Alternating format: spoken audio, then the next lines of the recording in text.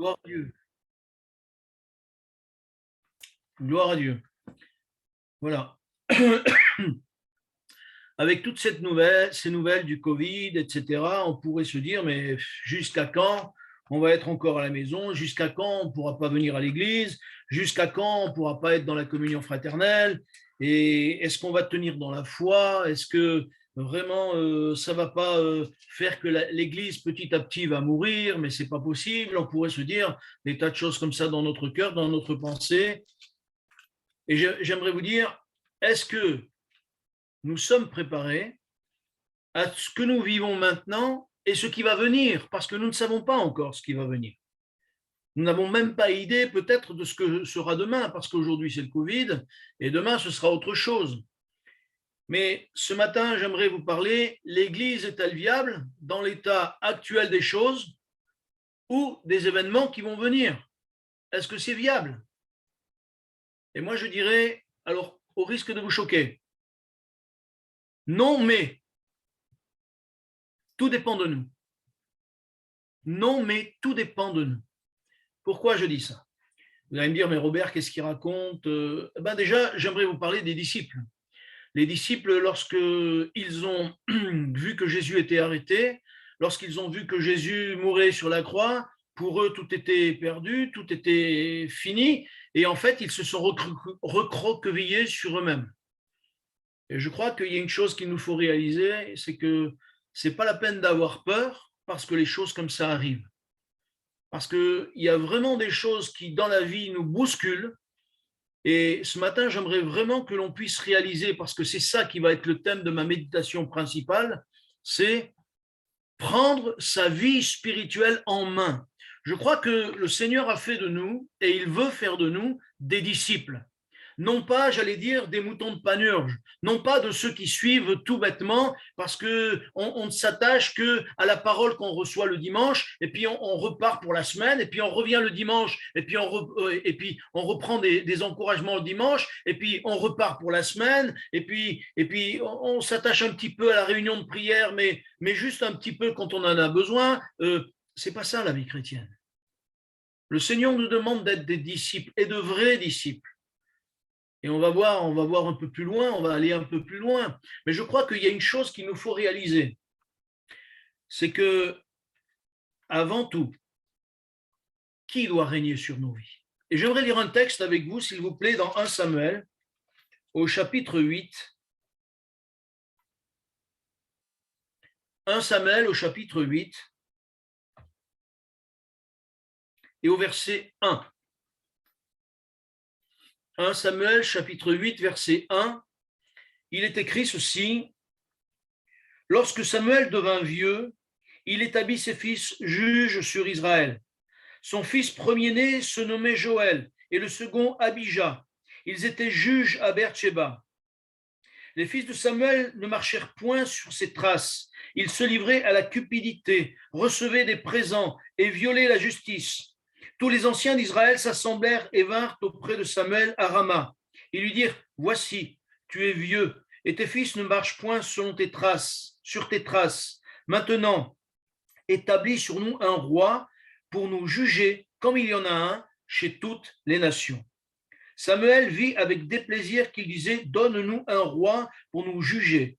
Et Samuel pria l'Éternel. L'Éternel dit à Samuel: Écoute la voix du peuple dans tout ce qu'il te dira, car ce n'est pas toi qu'il rejette, c'est moi qu'il rejette, afin que je ne règne plus sur eux. Amen.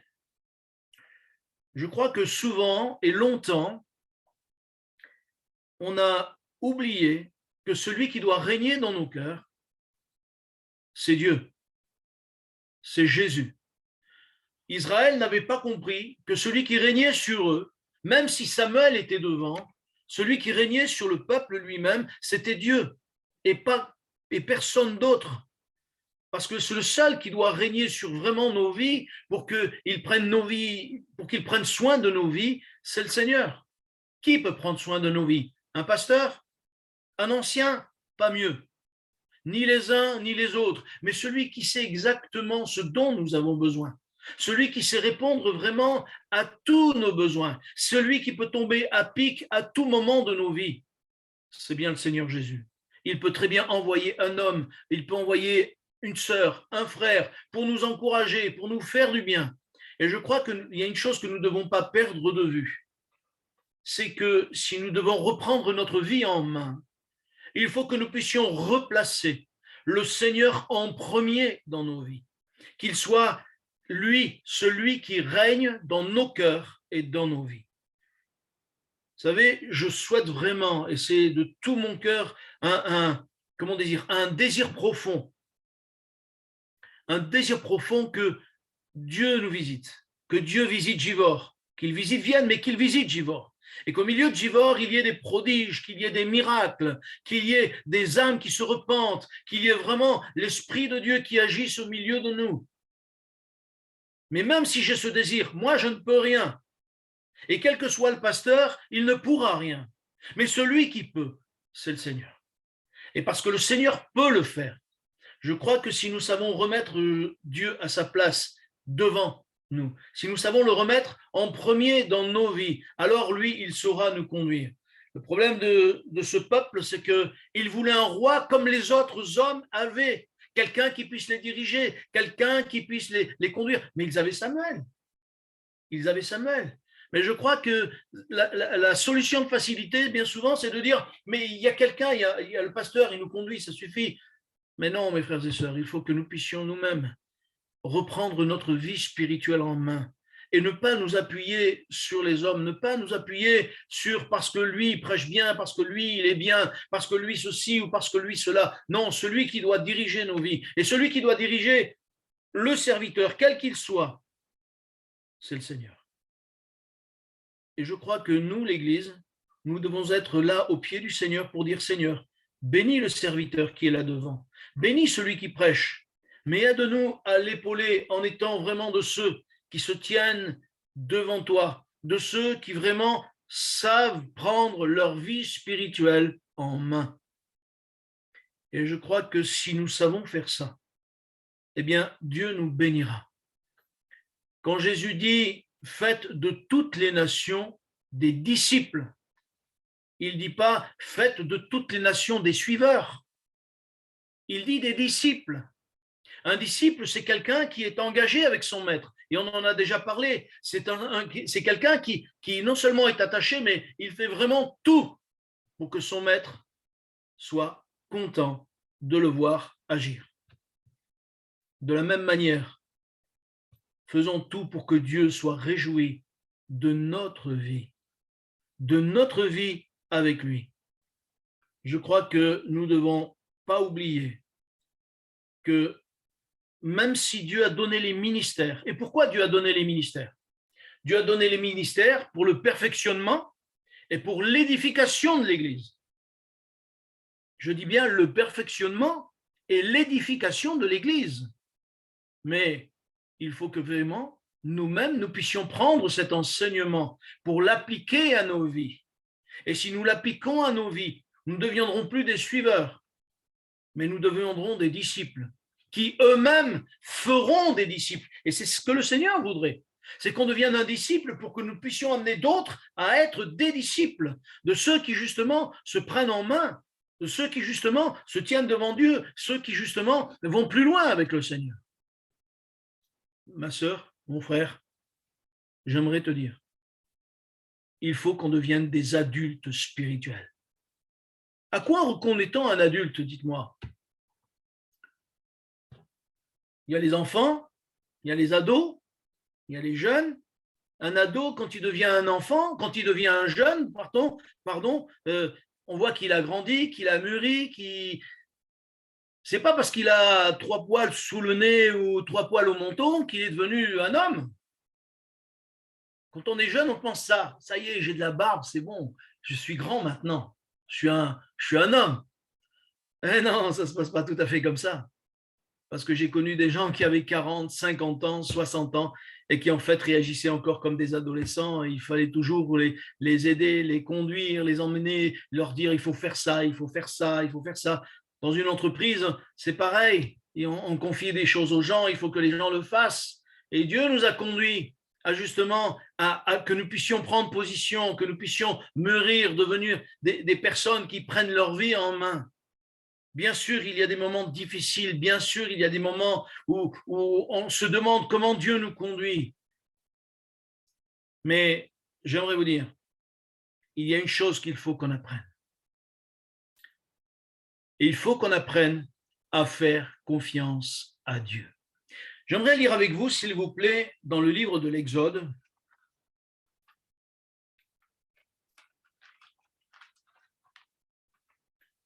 au chapitre 8. Et je vais vous dire pourquoi on va lire ce texte. Parce que on se retrouve dans le livre de l'Exode lorsque Israël est encore prisonnier de l'Égypte. Le roi d'Égypte est là et il ne veut pas laisser Israël. Et Dieu va faire venir les 10 plaies, si vous vous rappelez des 10 plaies. Pourquoi les 10 plaies? Pourquoi il a fallu que Dieu mette les 10 plaies alors qu'il aurait pu régler ça en une fois? Il aurait pu très bien prendre le roi d'Égypte et dire par Moïse, écoute, c'est simple, si tu ne libères pas Israël, je tue ton fils et puis terminé. Le problème est réglé. Mais je crois que Dieu a voulu quelque chose de plus. Et j'aimerais le lire par 3 textes. Le premier se trouve dans l'Exode au chapitre 8 et au verset 17. Si je ne me suis pas trompé.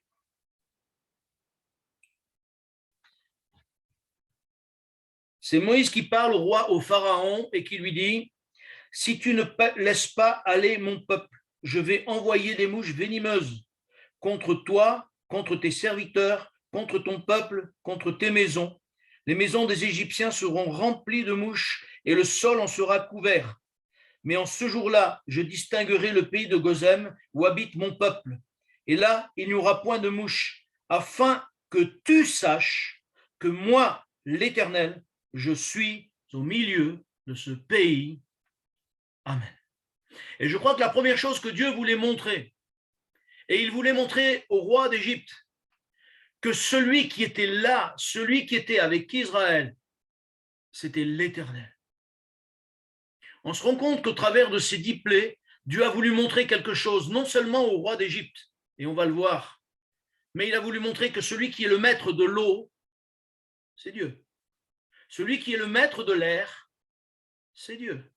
Celui qui est maître de l'infiniment petit, parce qu'il va y avoir des ulcères, il va y avoir des poux, il va y avoir des mouches, il va y avoir des grenouilles, il va y avoir des sauterelles. Celui qui est maître de toutes ces choses, c'est Dieu et il fait comme il veut.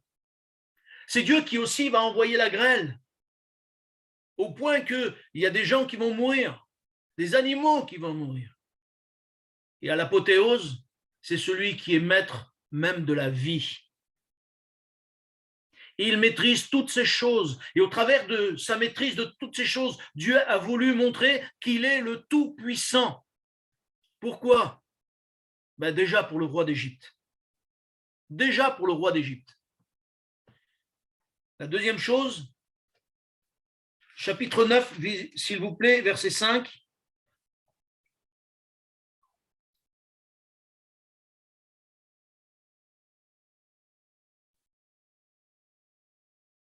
Ah, je crois que je me suis trompé de verset. Verset 15, pardon.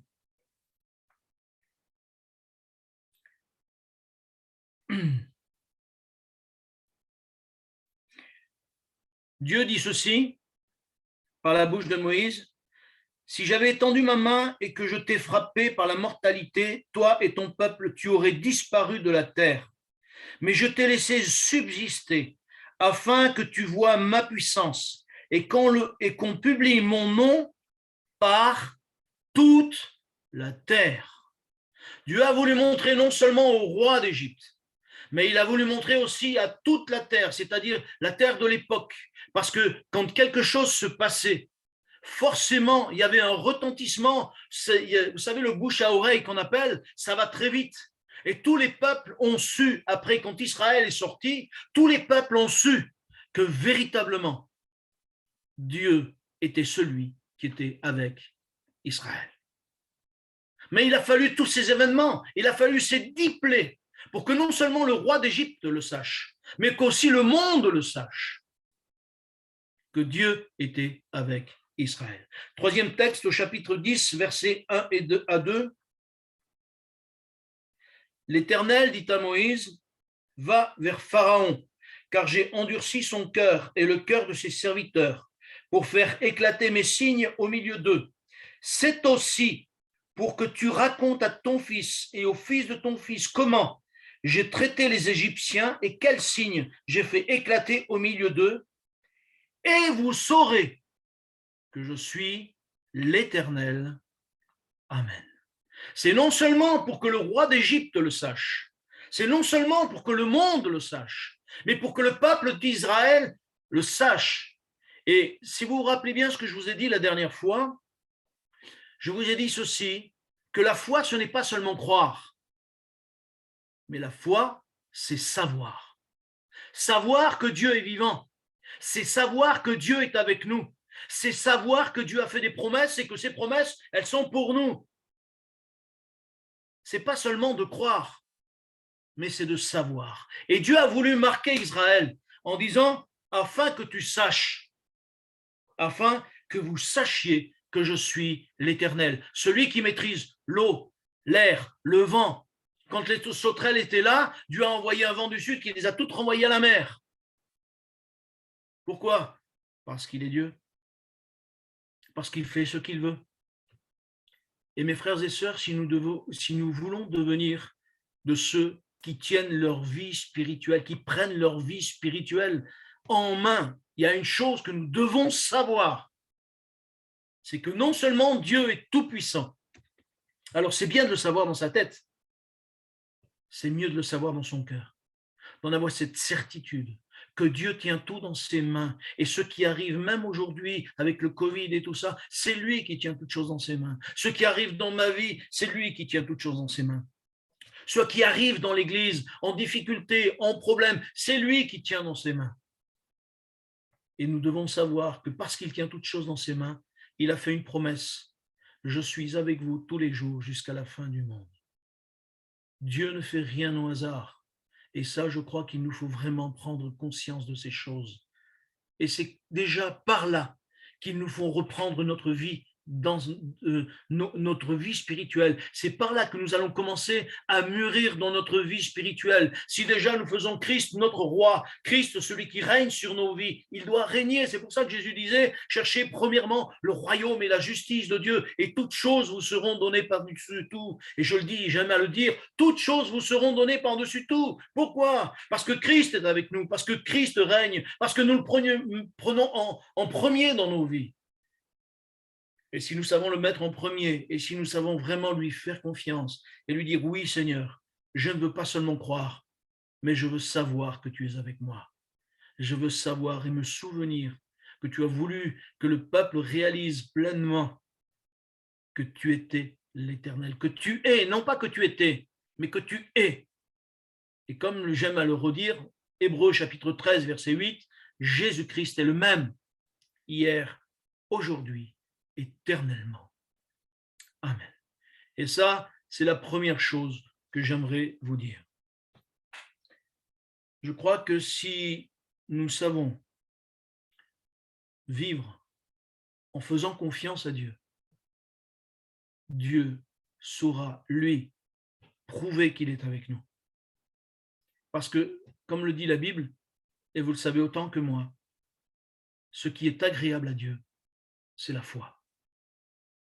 C'est la foi. Apprendre à lui faire confiance, savoir qu'on peut compter sur lui, savoir qu'il est avec nous. Ça, c'est une chose extraordinaire. Encore, comme j'aime à le redire, c'est bien de l'avoir là, c'est mieux qu'il descende jusqu'au cœur pour avoir cette certitude. Parce que ce que nous allons prononcer avec notre bouche va vraiment déterminer si nous croyons ou pas que Dieu est avec nous. C'est bien beau de le dire seulement avec les paroles, mais il faut que ça aille jusqu'au fond du cœur. Vous savez, la parole nous montre bien souvent que les paroles de Jésus avaient un sens profond. Et j'aimerais te dire, ma sœur, mon frère, que les paroles que tu dises à Dieu aient un sens profond, dans le sens, si tu dis, Seigneur, je te fais confiance, alors que ce fardeau qui est sur ton cœur, tu puisses lui poser, lui déposer et dire, il est pour toi ce fardeau, je ne m'en occupe plus, c'est toi qui le prends, c'est toi et moi je ne vais plus, je te fais confiance, tu vas prendre soin parce que je te l'ai confié, parce que tu m'aimes, parce que j'ai besoin de te le confier, c'est trop lourd pour moi, ça me ralentit dans ma vie. Et savoir dire, Seigneur, je te le pose et je ne m'en occupe plus, ça c'est difficile. Parce que nous sommes bien souvent de ceux qui disent, Seigneur, tiens, je te le donne. Mais Seigneur, tu sais, ça avance pas beaucoup, hein. Tu sais, Seigneur, ça marche pas comme je veux. Tu sais, Seigneur, j'aimerais que ça aille plus vite. Tu sais, Seigneur, j'aimerais que. Mais non, tu as posé ce fardeau, laisse-le au Seigneur. Laisse-le au Seigneur. Occupe-toi des affaires de Dieu et Dieu va s'occuper de tes affaires. Occupe-toi de ta communion avec Dieu et Dieu va s'occuper vraiment de tout ce qui est un fardeau pour toi. Mets en priorité le Seigneur et tu verras que les choses vont changer. La deuxième chose, j'en ai déjà parlé et j'insiste parce que je crois que nous sommes dans des temps où nous oublions de faire des choses qui justement nous emmèneraient plus loin avec le Seigneur. Nous laissons dans nos vies des choses qui viennent empêcher notre communion avec Dieu. Les fardeaux faisaient partie de ça, c'est ce que je vous disais tout à l'heure, mais il n'y a pas que ça. Et je crois qu'il faut savoir laisser et écarter de nos vies ce qui nous empêche d'aller plus loin. Il est étonnant de voir que Jésus va avoir une parole dure avec sa mère. Est-ce que vous vous rappelez de cette parole qui était dure avec sa mère? Dans l'évangile de Marc, s'il vous plaît, au chapitre 3,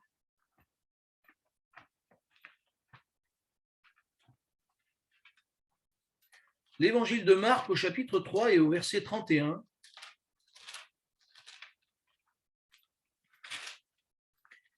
c'est étonnant dans la bouche de Jésus, parce qu'il se dit quand même, on pourrait se dire, mais ça veut dire quoi, cette parole, ce serait même, voire même choquant. Il est écrit ceci au chapitre 3 de l'évangile de Marc et au verset 31, survinrent la mère et ses frères qui se tenaient dehors et l'envoyèrent appeler. Avant, on va juste lire un verset, s'il vous plaît, verset 21. Verset 21. Verset 21, il est écrit ceci. Les parents de Jésus, ayant appris ce qui se passait, vinrent pour se saisir de lui, car ils disaient, il est hors de sens, ou sous-entendu, il est fou. Et au verset 31, il est écrit encore, survinrent sa mère et ses frères qui se tenaient dehors, l'envoyèrent appeler. La foule était assise autour de lui et on lui dit, voici ta mère et tes frères sont dehors et te demandent. Et il répondit, qui est ma mère et qui sont mes frères? Puis, jetant le regard sur ceux qui étaient assis tout autour de lui, voici, dit-il, ma mère et mes frères, car quiconque fait la volonté de Dieu, celui-là est mon frère, ma sœur et ma mère. Amen. Waouh! Voilà une parole qui décoiffe. Parce qu'on pourrait dire, mais Jésus a rejeté sa mère. Bon, c'est vrai que pour ceux qui n'ont pas beaucoup de cheveux comme moi, ça décoiffe pas trop, mais une chose est sûre, c'est que c'est surprenant. On dirait qu'il rejette sa mère. Non, il ne rejette pas sa mère. Seulement, il veut placer chaque chose à sa place. Ce qui va l'empêcher, pour un temps, d'aller plus loin, ce qui va l'empêcher d'accomplir la volonté de Dieu, il va le mettre de côté. La preuve en est, c'est que dans l'évangile de Jean, et vous pourrez le lire au chapitre 19 et au verset 26, il est écrit ceci, c'est que Jésus, lorsqu'il est sur la croix, il va dire à Jean, ou il va dire d'abord à sa mère, il va dire, femme, voici ton fils. Et il va dire à Jean, voici ta mère. Et il va confier sa mère à Jean. Mais pourquoi? Alors qu'avant, il semblait la rejeter, maintenant, il la confie à Jean. Parce que Jésus savait que ses fils, qui étaient Jacques et Jude, si vous vous rappelez bien, ce sont les frères de Jésus, ces deux livres qui sont dans la parole de Dieu, Jacques et Jude. Eh bien, ces deux fils allaient mourir quelque temps plus tard. Et c'est pour ça qu'il va confier à Jean celle qui est considérée comme sa mère. Celle qui est considérée comme sa mère. Ça veut dire que Jésus n'a pas rejeté sa mère. Et ce n'est pas parce que je vous ai dit ça qu'il faut dire « Ah oui, mais alors maintenant, je vais m'écarter de ma famille. » Non, non, non, non, non, non, non, ce n'est pas ça que je veux dire. Seulement, il faut placer chaque chose à sa place. Il faut aimer nos familles. Il faut, quand il le faut et quand il y a besoin, prendre soin de nos familles, que ce soit nos parents, que ce soit nos enfants, mais il faut placer chaque chose à sa place. C'est-à-dire qu'il faut aussi savoir mettre nos familles au rang où elles doivent être et s'occuper d'elles quand elles le faut. Mais si quelqu'un de nos familles vient nous dire « Arrête avec la foi, c'est n'importe quoi ta religion, c'est n'importe quoi ta manière de voir », c'est là que nous devons rentrer dans une maturité. Et la maturité, c'est ça, c'est de dire « Non, mon amour pour toi n'a pas changé, mais mon amour pour Dieu est plus grand que le tien. » Et donner à Dieu la place qu'on lui doit et laisser Dieu régner dans nos vies, tout en aimant les nôtres, tout en s'occupant des nôtres quand ils ne viennent pas empêcher notre vie d'avancer avec le Seigneur. Je vous l'ai déjà raconté, mais ma grand-mère, elle m'a renié quand elle a su que je m'étais fait chrétien, que je m'étais fait baptiser. Eh ben, elle a dit « Je vous renie ». Alors moi, j'ai fait « Mais elle est venue mourir à la maison parce que Dieu savait ce qu'il y avait dans son cœur. Et elle s'est convertie 3 jours avant de mourir. » Je crois que Dieu est fidèle si on sait aimer les nôtres et si on sait écarter de nos vies ce qui nous empêche d'aller de l'avant avec lui. Mes sœurs, mes frères, que rien ne puisse nous empêcher d'aller de l'avant avec lui. Je pourrais citer plein de choses qui viennent nous empêcher d'aller de l'avant avec le Seigneur. Vous citer plein de choses qui viennent vraiment nous bloquer, nous empêcher de pouvoir avoir cette communion avec le Seigneur. Mais une chose est sûre, c'est que nous devons demander au Seigneur de la sagesse, de l'intelligence et de l'amour pour son nom et pour sa personne. Et je crois que si nous avons de l'amour pour son nom et pour sa personne, si nous demandons à Dieu de la sagesse et de l'intelligence pour écarter de nos vies ce qui vient nous empêcher de progresser, tout en étant des instruments de paix, parce que c'est ce que Dieu veut, que l'on soit quand même des instruments de paix, mais qu'on prenne position. Je crois que c'est ça la maturité. C'est prendre position. Vous savez, il viendra un temps peut-être où, alors je dis ça peut-être, je dis ça pour rien, mais peut-être si un jour la persécution nous touche, c'est qui d'après vous qui vont être les premiers visés?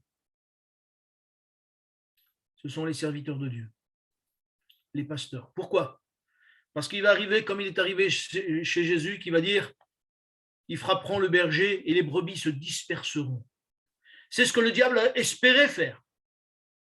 Mais Dieu est bien plus grand que ça. Dieu est bien plus grand que ça. Et lorsqu'on est mature, lorsqu'on est mûr dans son cœur, c'est pas ça qui va nous affoler. Parce qu'on sait que notre appui, notre secours, notre vision n'est pas sur le pasteur, n'est pas sur l'ancien, n'est pas sur celui qui apporte la parole, elle est sur le Seigneur. Elle est sur le Fils de Dieu lui-même qui a donné sa vie et qui nous dit « Suis-moi ». Je crois que c'est ça qui va nous permettre de rester dans la foi. Si notre maturité spirituelle fait que nous prenons en main spirituellement, et on va y venir un peu plus loin là maintenant, si nous nous prenons en main spirituellement, même si, et là je vais encore aller plus loin au risque de vous choquer, imaginez qu'un jour un serviteur vienne et qu'il prêche n'importe quoi, imaginez qu'il vous dévie de la doctrine. Eh bien, si nous ne sommes pas affermis dans nos cœurs, si nous n'avons pas pris notre vie en main spirituellement, comment allons-nous pouvoir dire non à ce qu'il prêche? Comment allons-nous pouvoir dire non, je ne suis pas d'accord parce que ce n'est pas dans la parole de Dieu? Ou si c'est dans la parole de Dieu, il faut me le prouver. C'est pour ça, je lisais encore ce matin, c'est au VIe siècle que les gens ont dit que Marie n'est pas morte. mais qu'elle est montée au ciel, au VIe siècle. Elle n'est pas montée au ciel, elle est morte comme les autres, elle a été enterrée comme les autres. Seulement, ils ne savent pas où elle est enterrée, c'est ça. C'est ça peut-être le problème. Et même s'ils le savent, ils ne vont surtout pas le dire. Et pourtant, aujourd'hui, tout le monde déifie.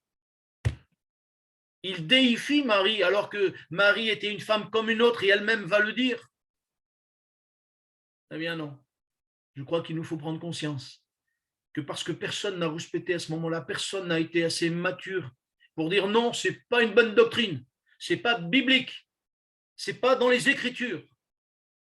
Alors, tout a été fait et n'importe quoi. J'aimerais vous dire, nous avons vraiment besoin de nous enraciner dans la parole. Et ça, c'est la troisième chose que j'aimerais vous dire. Nous devons savoir prioriser dans nos vies, savoir prioriser ce qui est important. Et savoir prioriser, c'est mettre en premier dans notre vie tous les jours la parole de Dieu et la prière. Et ça, j'y reviendrai régulièrement. Peut-être que certains me diront, des fois je dis des choses à ma femme, elle me dit, oh là là, tu me fatigues, tu me l'as déjà dit. Et je dis oui, mais parce que justement, je veux que les choses soient bien comprises. La parole et la prière, mes sœurs et frères. Si nous n'avons pas ces deux soutiens, si nous ne nous enracinons pas dans la parole et dans la prière, nous ne tiendrons pas. Si nous ne nous enracinons pas dans ce que Dieu nous demande, parce que cette parole et cette prière va nous aider dans notre relation avec Dieu, va nous aider dans notre communion avec Dieu. Et quand Dieu voudra nous parler par le Saint-Esprit, nous serons habitués à sa voix par le fait de la parole et par le fait de la prière. Mais si nous ne sommes pas habitués à sa voix, lorsqu'il nous parlera, comment allons-nous l'entendre? Si nous ne parlons jamais avec lui, si nous ne sommes jamais à l'écoute de sa voix, si nous ne prenons jamais un temps pour dire, même si, Seigneur, tu n'es pas là, parce que le Seigneur, on ne le voit pas, mais il est là. On ne le voit pas, mais il est présent. Il est sur Zoom avec nous. Il est dans notre maison avec nous, chacun en particulier.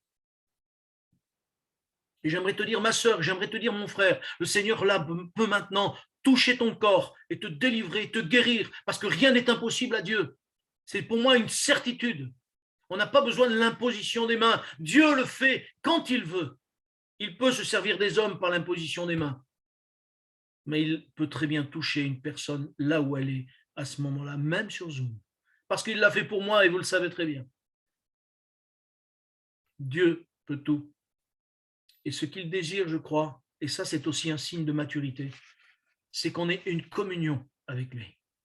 Une vie de prière, une vie de relation, une vie où vraiment notre regard se rend dans la parole de Dieu. Et je vous invite, il me vient une pensée tout de suite là, c'est que je vous invite, si vous avez des textes qui vous gênent, des textes que vous ne comprenez pas, n'hésitez pas à m'appeler, me dire, voilà, je n'ai pas compris ce texte, même si je ne sais pas tout de suite ce qu'il en retourne, mais n'hésitez pas à poser des questions. La parole de Dieu est essentielle pour nos vies. N'hésitez pas à me poser des questions et j'essaierai d'y répondre. Je crois que tant que nous resterons sur la vraie doctrine de la parole de Dieu, de la Bible, alors Dieu nous gardera. Mais pour y être, il faut s'y pencher dessus, il faut s'y attacher. Et je vais aller vite parce que le temps passe et je ne veux pas dépasser le temps qui m'est imparti. Mais il y a encore deux choses que j'aimerais vous dire et j'aimerais lire un texte avec vous, s'il vous plaît, dans le livre des Hébreux, au chapitre 5. Le livre des Hébreux, au chapitre 5.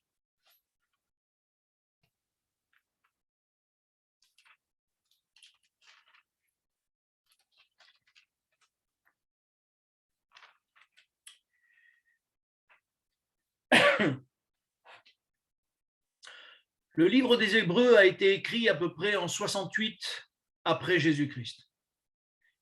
Mais on se rend compte que si c'est même le début de l'Église, on se rend compte que l'Église qui est depuis quelque temps déjà, si je puis dire, en train d'agir, en train d'évangéliser, en train de faire son travail comme Dieu le demande, il y a quand même l'apôtre qui a écrit ça, il a remarqué dans cette Église quelque chose qui est grave. Et j'aimerais le lire avec vous dans le chapitre 5 et à partir du verset 11. Il va parler de plusieurs choses et au verset 11, on va raccourcir parce que c'est ce qui est important. Après le reste, vous pourrez le lire à la maison. Il dit ceci: nous avons beaucoup à dire là-dessus et des choses difficiles à expliquer parce que vous êtes devenus lents à comprendre. Vous, en effet, qui depuis longtemps devriez être des maîtres, vous avez encore besoin qu'on vous enseigne les principes élémentaires des oracles de Dieu. Vous en êtes venus à avoir besoin de lait et non d'une nourriture solide. Or, quiconque est au lait n'a pas l'expérience de la parole de justice, car il est un enfant. Mais la nourriture solide est pour les hommes faits, pour ceux dont le jugement est exercé par l'usage à discerner ce qui est bien et ce qui est mal. Amen. On se rend compte que l'apôtre qui a écrit ça dit à cette église: depuis longtemps, vous devriez être des maîtres. Ça fait que depuis longtemps, ces gens-là ont bien commencé, mais ils se sont laissés endormir peut-être par le temps, ils se sont laissés endormir peut-être par l'habitude, ils se sont laissés peut-être endormir et petit à petit, ils se sont fiés que seulement à la parole qui était dite et non pas, ils ne l'ont pas gardée dans leur cœur, ils ne l'ont pas maîtrisée, ils ne se sont pas nourris avec, au point que même l'apôtre, quand il veut expliquer des choses, ils ne comprennent pas. Ça les dépasse. Ça les dépasse. Des fois, on voudrait vivre des choses extraordinaires dans la présence de Dieu. On voudrait vivre les miracles, on voudrait vivre vraiment la présence de Dieu qui descend. On voudrait vivre vraiment, voir la gloire de Dieu au milieu de nous. Mais on oublie une chose, c'est que si on voit la gloire de Dieu, d'une, on va être obligé, je suis désolé de le dire comme ça, mais de vivre des difficultés. Parce que vous ne croyez pas que le diable va vous laisser vivre des guérisons, des choses comme ça, et vous dire alléluia, tout va bien.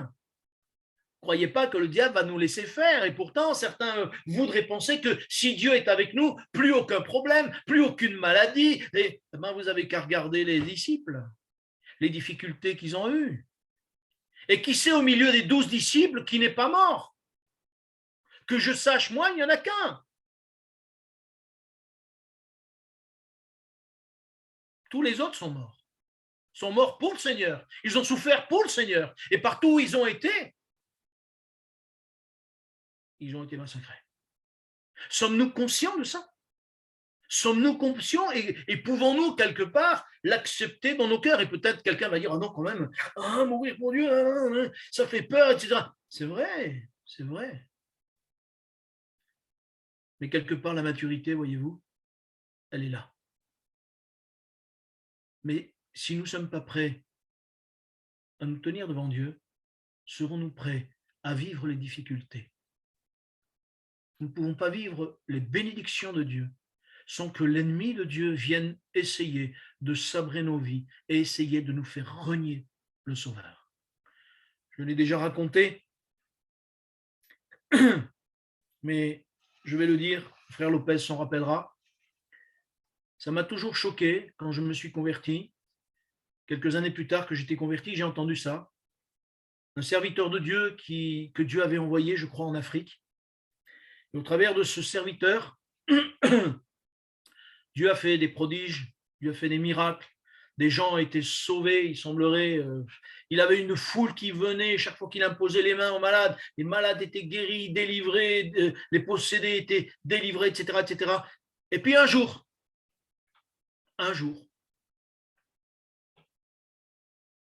il est tombé dans l'adultère. Et non seulement il est tombé dans l'adultère,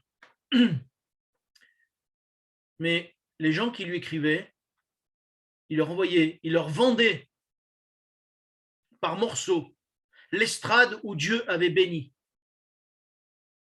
Pourquoi? Mais parce que sa vision des choses avait changé. Parce que son cœur avait changé. Parce que le diable l'a séduit. Parce que le diable l'a détourné des plans de Dieu. Et toute la bénédiction qu'il a eue, il l'a oubliée au travers de la tentation que le diable lui a mis devant les pieds. Personne n'est à l'abri. Et je crois que ça fait partie de notre maturité de réaliser ces choses. Où en sommes-nous aujourd'hui? Il nous faut être conscient que si on veut la bénédiction, il y aura des problèmes, il y aura des difficultés. Il y aura des combats à mener. Et ces combats, on ne peut pas les mener si ce n'est pas dans la prière. Ce n'est pas des combats physiques, je vous parle. Je ne vous parle pas de guerre, je ne vous parle pas. La seule guerre qui existe, c'est celle qui est spirituelle. Comme le dit l'apôtre, nous n'avons pas à lutter contre la chair et le sang, contre les uns et contre les autres. Nous n'avons pas à lutter contre des gens qui ne connaissent pas Dieu, absolument pas. Mais contre les puissances, les autorités, les dominations, etc., etc. Et ces combats-là ne sont que spirituels. Et si nous ne nous préparons pas dans nos maisons, dans la prière et au travers de la parole, à vivre ces moments de difficulté, parce que c'est difficile de se tenir dans la prière dans sa maison, c'est difficile d'être au pied du Seigneur dans sa maison et d'être là en attente que Dieu nous parle. Et si nous n'apprenons pas à faire ça, alors nous ne pourrons pas progresser. Pourtant, je crois que Dieu veut nous bénir et Dieu veut nous faire grandir, Dieu veut nous faire progresser. Dieu veut changer notre mentalité. Et si nous changeons de mentalité, alors nous serons ce que Dieu a voulu que nous soyons. Jésus a dit dans l'évangile de Matthieu, au chapitre 5, il va dire souvent, vous avez entendu qu'il a été dit, mais moi, je vous dis. Vous avez appris qu'il a été dit, mais moi, je vous dis. Et je crois que dans notre mentalité, il y a cette pensée de dire toujours, excusez-moi, je veux choquer personne, mais dans notre religion ancienne, dans ce qui était la mienne aussi, sans que je la pratique pour autant, on avait des habitudes, des mauvaises habitudes. Et je crois que ça, nous devons les balayer de nos vies, afin que véritablement, nous ne puissions pas mettre en pratique ce que nous avons appris avant, ce que nous avons entendu avant, mais que nous puissions mettre en pratique aujourd'hui ce que Jésus a dit quand il dit « mais moi, je vous dis ». Et je crois que si nous savons mettre ces choses en pratique, alors Dieu nous bénira. Et pour conclure, j'aimerais lire un dernier texte avec vous, s'il vous plaît, dans la deuxième épître à Timothée.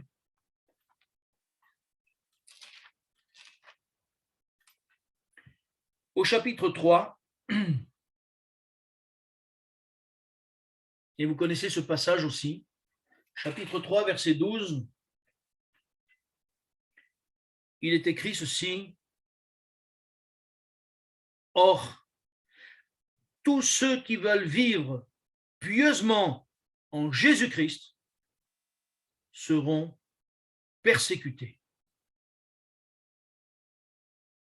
L'apôtre va continuer en disant, « Mais les hommes méchants et imposteurs avanceront toujours plus dans le mal, égarant les autres et égarés eux-mêmes. Toi, demeure dans les choses que tu as apprises et reconnues comme certaines, sachant que tu les as apprises.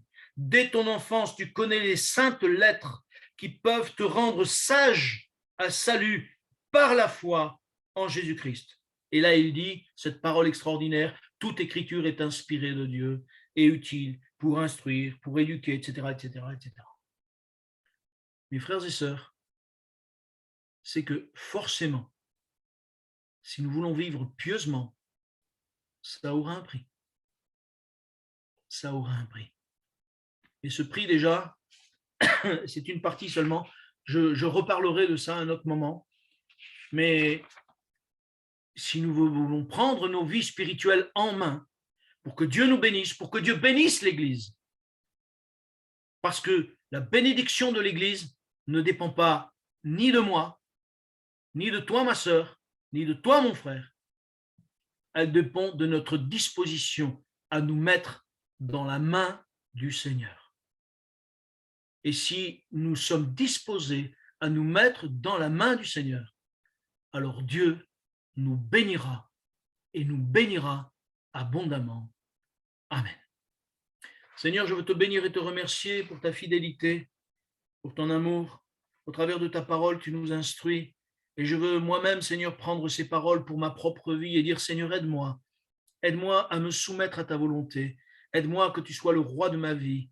Aide-moi à ce que réellement, Seigneur, nous puissions ensemble avec l'église de Givors, que nous puissions grandir en toi, que nous puissions vraiment te laisser, Seigneur, gérer cette église comme toi tu le veux, comme toi tu l'entends. Tu es celui qui nous a tant aimés, tu as donné ta vie pour nous. Alors viens souffler, s'il te plaît, et manifester ta grâce. Père, je te le demande dans le nom de Jésus, et je te dis merci, merci. Amen.